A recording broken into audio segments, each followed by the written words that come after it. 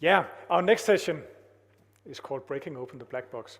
And it's conducted by the Algorithmic Theater, a Copenhagen and Trondheim-based collaboration consisting of Kristian Husted, Tina Ryon, Kristian Byskov, and Pernille Kragh, all of whom work across the board of research and artistic expression as visual artists, novelists, playwrights, and investigators of programming and contemporary digital cultures. Today the group is represented by Kristian Husted and Pernille Kragh. The title of their session is, as I mentioned, Breaking Open the Black Box, that sets out to confront the mysterious ways of non-human computational power. Considering how the black box, or the notion of the black box, can be said to be a convenient affirmation of the opacity of AIs, the best way of understanding the black box might be to open it up and discover the human socius within it.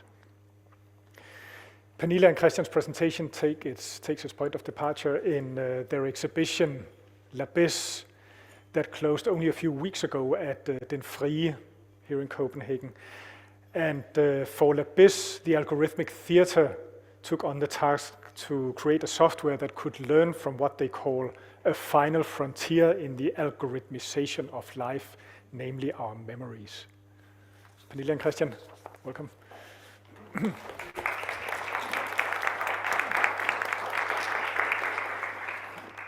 Thank you.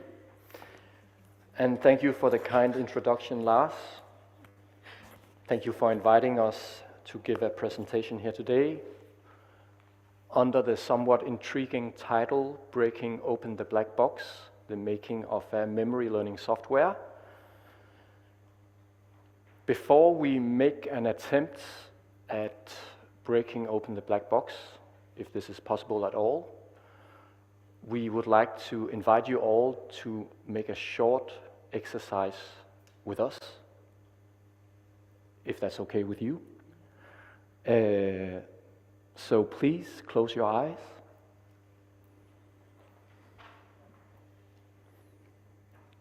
And just take a deep breath all the way down into the stomach, and breathe out.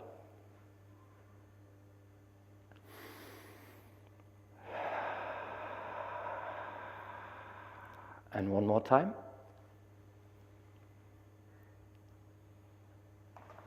All right. Now, while you have your eyes closed, try to remember the first birthday that you celebrated. It could be your own or somebody else's.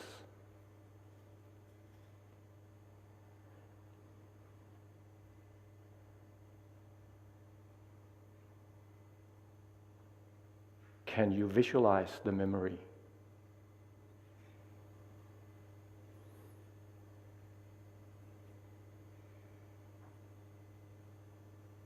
Does it have a sound or sounds?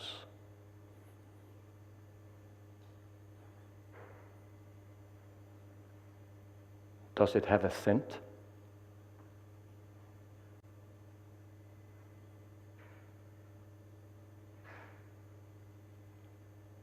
Are there colors?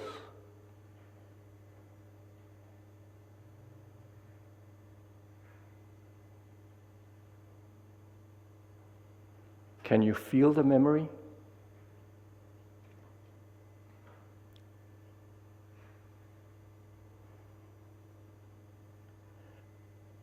Where is it located?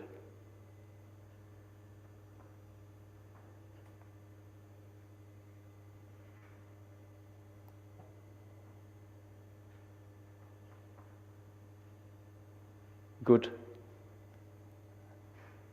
Now let go of the memory and open your eyes. Thank you. So, this memory exercise you just did was an element from the performative installation Labyss, which we have recently presented at Den Frie Center of Contemporary Arts here in Copenhagen. I hope no one fell asleep and slipped into dream.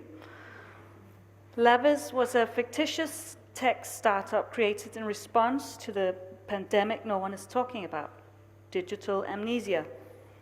Recent research in neuroscience suggests that our increasing use of digital devices to help us remember leaves the brain untrained in remembering, damaging its capacity to form and store memories.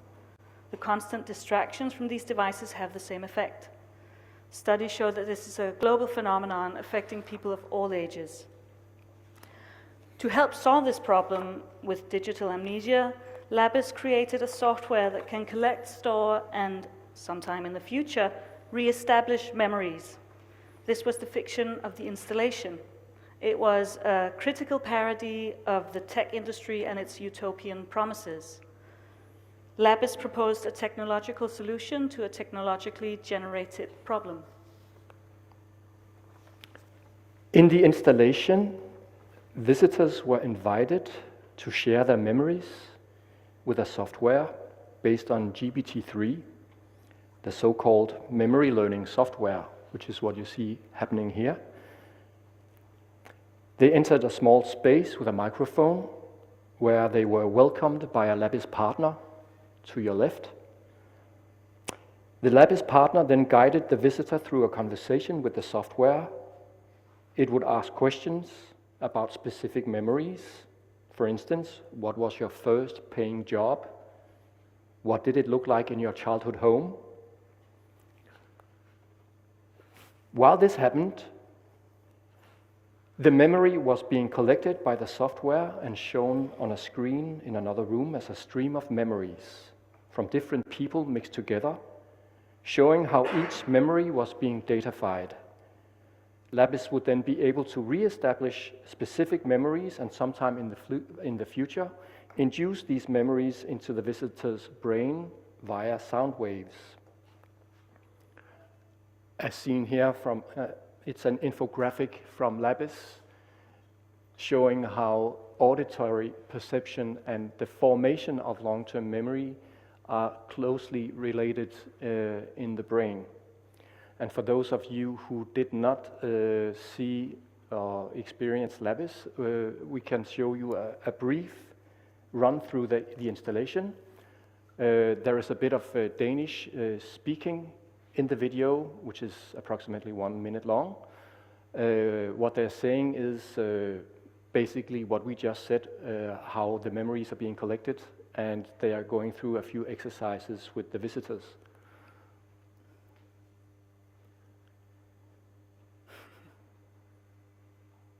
I think we can press play. Hej, velkommen til Labyss. Vi er helt utrolig glade for, at I er kommet her i dag for at deltage i mindeindsamlingen. Hej, velkommen. Værsgo at tage plads. Hvad var det sværeste ved at gå i skole? Vores minder er med til at definere den, vi er. Og det som sker, det er, at softwaren den lytter. Så har du været ind til mindeindsamling. Og hvordan var det? Det du ser her, det er en strøm af minder. Det er derfor, du er her i dag. Sammen gør vi vores minder stærke. Tak, og have en god dag.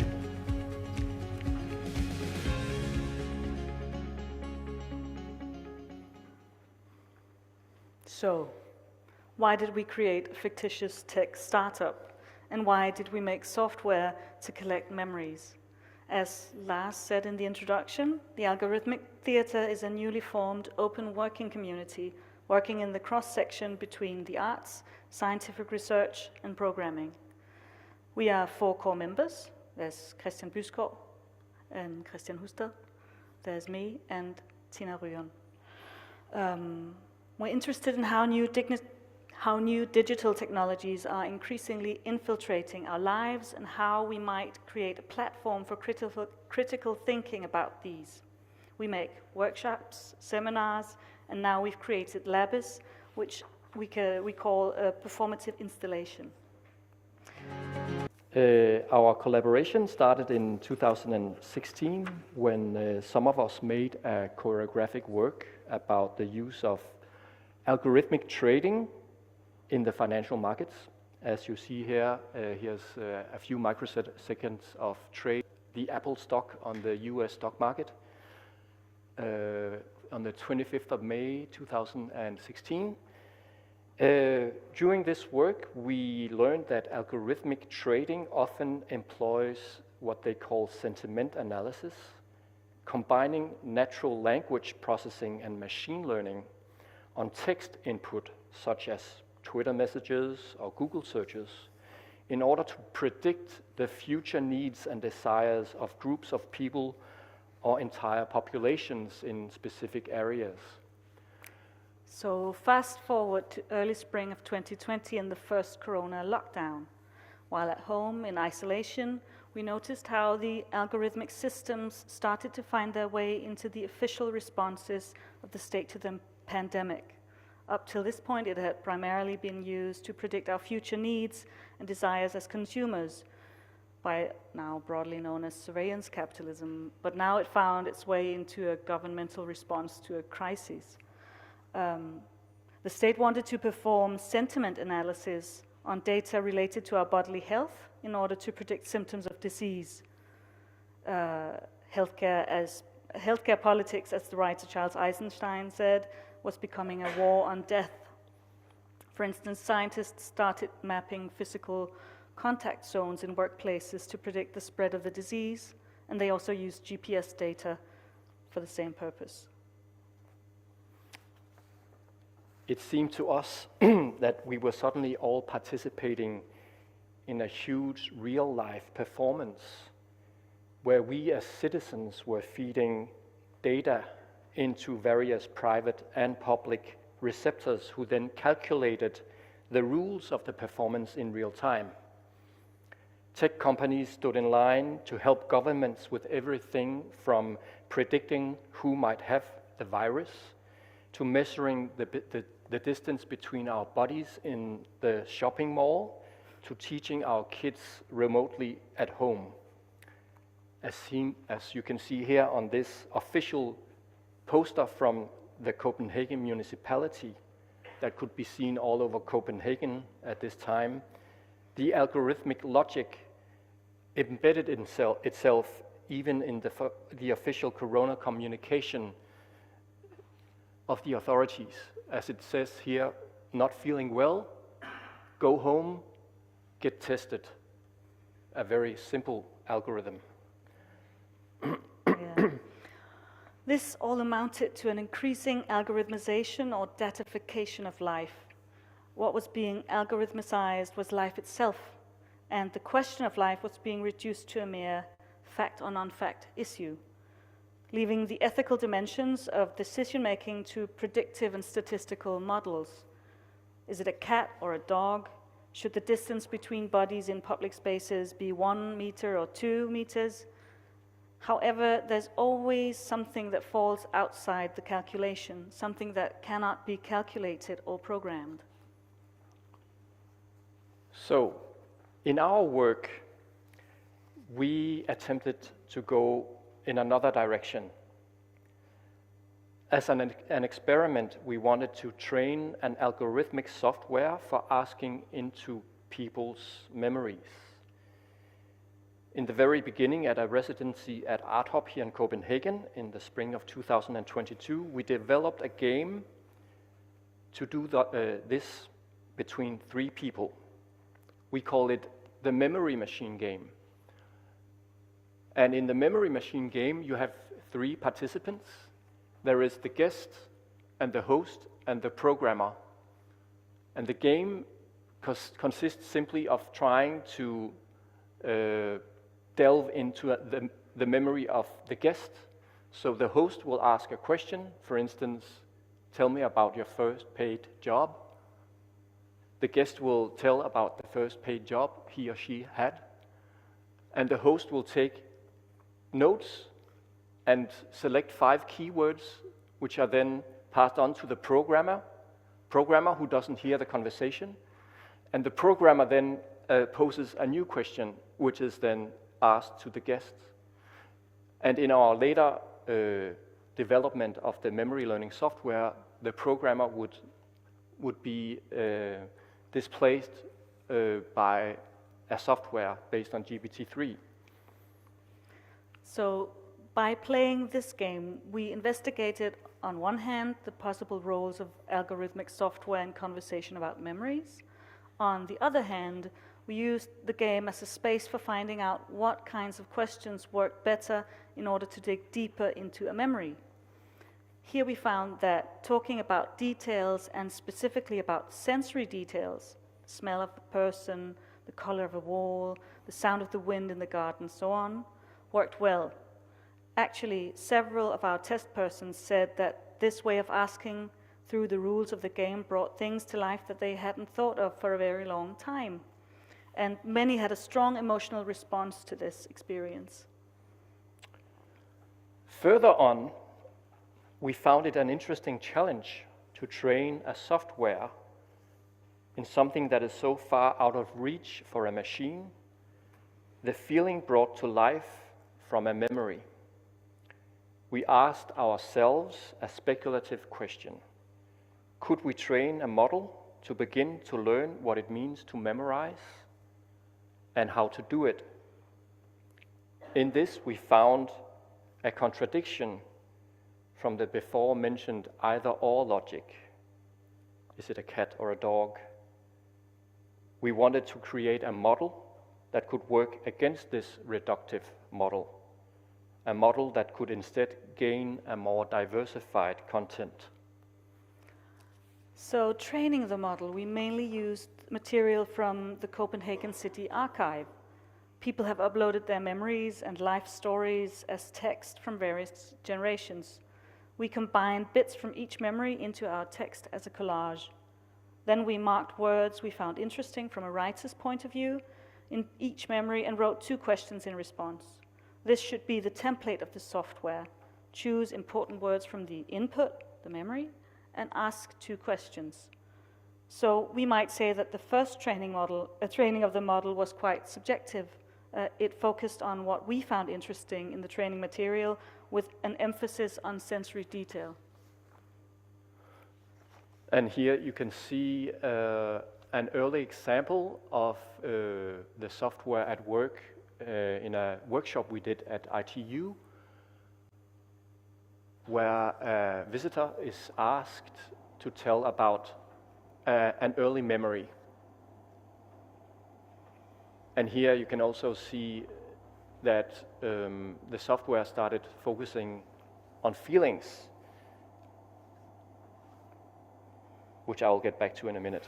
So the programmer processed the training material through a model with GPT-3 to get an expanded training text from GPT-3 consisting of 67 pages. As many of you probably know, GPT-3 is a large language model that can generate a text based on an input. In our case, a story told by a participant. When we started testing on this model, we noticed a pattern, that the questions asked by the software were circling around food. Whenever a dish or a situation around eating was mentioned, the software would instantly ask deeper into this. This was especially the case concerning traditional Danish food, such as the brown sauce. A thick version of classic sauce based on stock with added color to make it brown. Now we will make a reenactment of a conversation between the software and a visitor. Yes, and I'll be the software. So, tell me about your first paying job. I delivered newspapers in an apartment complex close to where I lived. I remember climbing the stairs. There were no elevators. I also remember a smell in one of the hallways. Could you describe the smell? I think it came from a kitchen. Someone was cooking in the middle of the day, a sweet and savory smell. What kind of food was being cooked in the middle of the day? I don't know. Probably something with sauce and potatoes.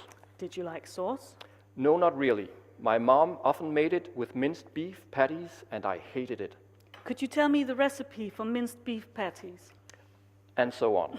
So, as you can hear, the software actually at this stage was very interested in recipes. It had a minor obsession. But since this was not our intention with the training of the software, we went back to the training text and found that GPT-3 had added a lot of stories about food, thereby making a sort of bias in favor of food. Revising the training material, we realized there was one specific and quite long life story with a lot of focus on traditional Danish food. Somehow, the model had gotten the impression that this was very important because it was a relatively large portion of the text, so it just reiterated this food pattern. So we then deleted some stories about food and rewrote some questions. Here we again tried to make the model focus more on asking into sensorial detail. What was the smell? What was the color? How did it feel? What came after this was yet another bias, but this time in favor of feelings.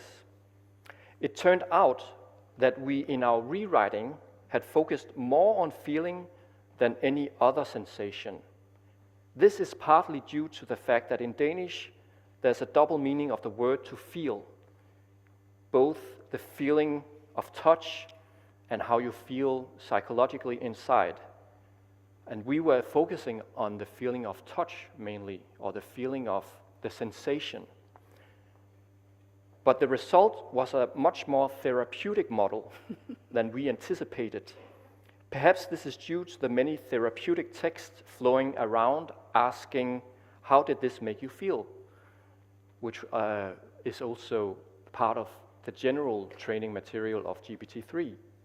So paired with people's main reference to this question, this often alludes to the couch at the psychologist. How did this make you feel? So somehow, when we attempted to take a look into the black box, we found Freud lurking there. And we will now reenact another text that the software created with a bias for feelings. And I'm still the software. Tell me about your first paying job. I delivered newspapers in an apartment complex close to where I lived. I remember climbing the stairs. There were no elevators. I also remember a smell in one of the hallways. How did it feel to climb stairs in the hallways? Sometimes I felt tired because of the stairs I had to climb, but sometimes I met someone. What was your relationship to the someone you met? We didn't really have a relationship. Only one time I got candy from someone. How did it feel to get candy? Nice. I liked that. It was a nice surprise. I didn't like the job so much. How did it feel to be surprised? Nice. It came unexpected. How was your relationship to your mom? And so on. So, this brings us back to the title of the presentation, Breaking Open the Black Box. Is it even possible when working with natural language processing and large language models such as GPT-3? No, it's not. At least we don't think it's possible. We are not programmers or software engineers, but even the engineers who have created the GPT language models say they don't always know how the model reaches a specific result. As many of you probably know, GPT-3 basically tries to predict the next word in a sentence based on an input. It has been trained on the entire internet, and the model uses more than 175 billion parameters to create an output. This whole process is basically a calculation. Words are converted into numbers or vectors representing the words, which are then multiplied to give a resulting sum that is then converted back into a word, the output. This is basically a numerical prediction of what the next word in the sentence should be. It's a probability score based on all the words that the model already knows. As in the illustration here that we found on the internet, given the input "thou shalt," what is the likelihood of the next word being Kragh or Aaron or Aarhus? The answer "not" has the highest probability, 40%. But whatever the result, the output will always be a lot of either this or that, stacked on top of each other, a multiplicity of binaries.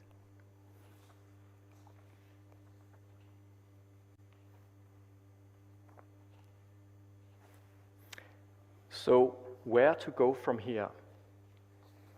We could go back to training the text, train the model again, tweak and correct mistakes. Then we would most probably end up with yet another, perhaps even more unforeseeable bias or behavioral pattern. We doubt that the AI we experience today, be it GPT-3, GPT-4, or what is to come in the same vein, can live up to that task, to ask into lived life. Herein, we understand a situation where a memory is told. The feelings of revoking something forgotten or delving into an emotional landscape of a childhood memory. Sure, we could try and train a model to understand context and such. This would take up many hours and a very, very large amount of Earth's resources. To what gain? Is it not only, even though we are well-meaning artists, facilitating and accelerating colonization of language, and with this our interpersonal relationships? Because no matter how complicated a network would be building, it would still be based on either or, on multiplicities of binaries, a homogenizing machine. And what's that good for? To divide and rule? This is better than that, so this is the truth? But perhaps the biggest problem in this development is that we as humans start to copy and mimic the same either-or logic, the same binary logic, when interacting with these language models. If we were to take a step back and say, how do we counter this exploitative movement, this colonization of language?